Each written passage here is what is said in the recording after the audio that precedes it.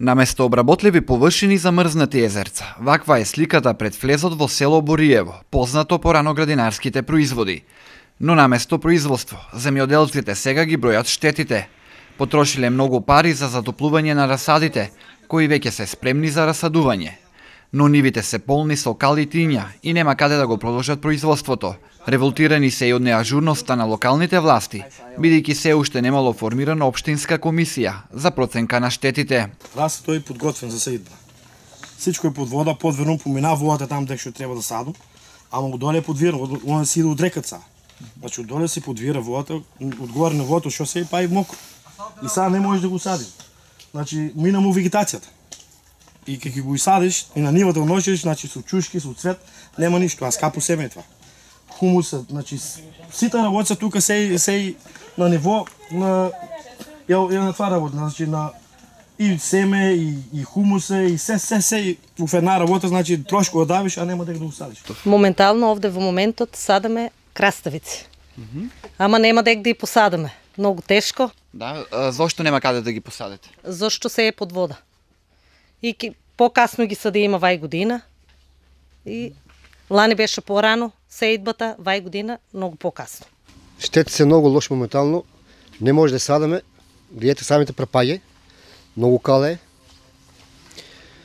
И друго шо? Какви расади имате? Што требаше да се садувате овде? Треба да садаме френки. Моментално за 15-20 ден треба да ги садаме, а не може да ги садаме. Ден денеска нема дојдено комисија од општината. А обеќаат дека ќе дојде, али нема дојдено.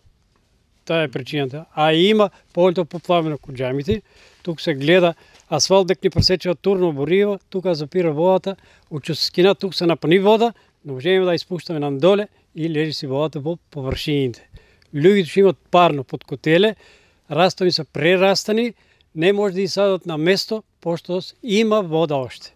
Градоначалникот Колев вели дека општинска комисија ќе биде формирана, но не знае по кои критериуми ќе бидат проценувани штетите, особено на посеви кои не се засадени со земјоделски култури, а се под вода. Сега тука се поставува една дилема како комисијата би проценила штета на нешто што не е посадено, да кажеме. Еве луѓето викаат, еве овде требаше да посадам